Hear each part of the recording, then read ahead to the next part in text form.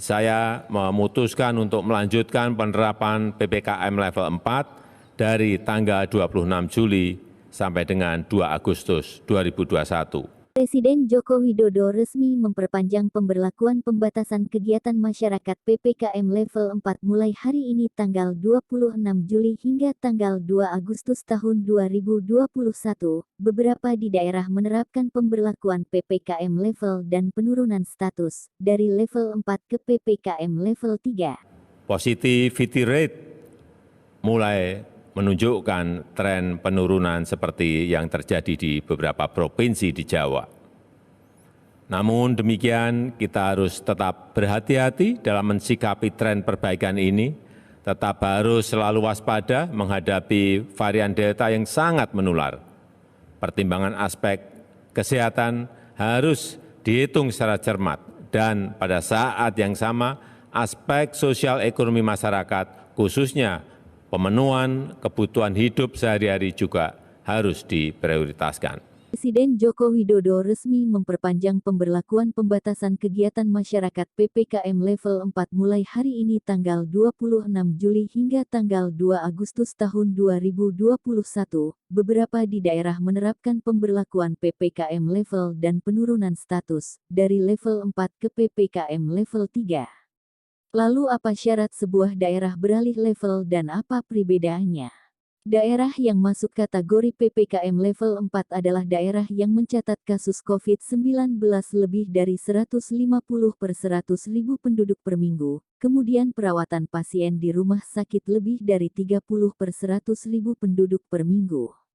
Sedangkan untuk kasus kematian, tercatat 5 per 100.000 penduduk per minggu.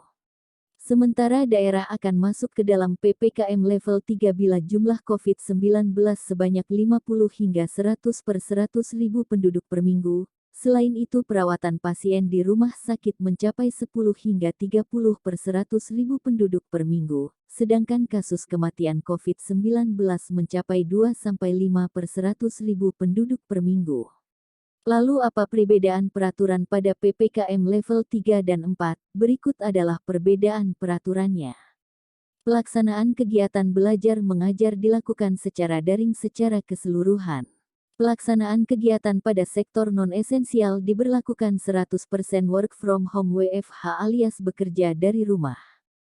Pelaksanaan kegiatan pada sektor esensial dan kritikal berlaku pengecualian WFO 100%, WFH 50% dan WFH 25% sesuai ketetapan.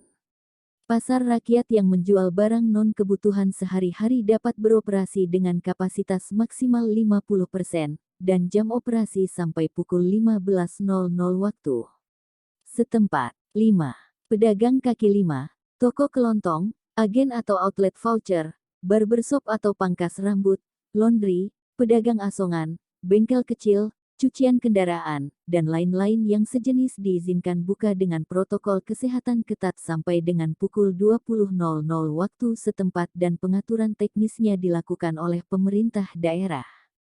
Sedangkan PPKM level 4, warung makan, warteg, pedagang kaki lima, lapak jajanan dan sejenisnya diizinkan buka dengan protokol kesehatan yang ketat sampai dengan pukul 20.00 waktu setempat dengan maksimal pengunjung makan di tempat 3 orang dan waktu makan maksimal 20 menit.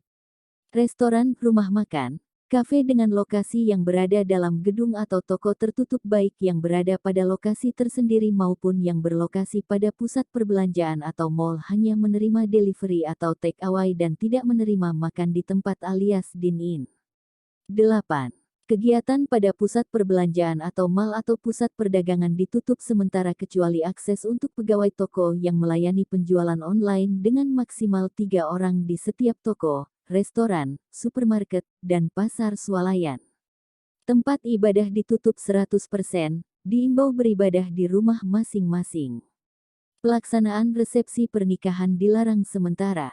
Transportasi umum, kendaraan umum, angkutan massal, taksi konvensional dan online diberlakukan dengan pengaturan kapasitas maksimal 50%.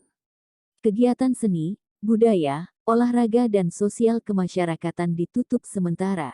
Pelaku perjalanan domestik yang menggunakan mobil pribadi, sepeda motor dan transportasi umum jarak jauh pesawat udara, bis, kapal laut dan kereta api harus menunjukkan kartu vaksin dengan minimal vaksinasi dosis pertama, serta menunjukkan hasil PCR H2 untuk pesawat udara serta antigen H1 untuk moda transportasi mobil pribadi, sepeda motor, bus, kereta api dan kapal laut.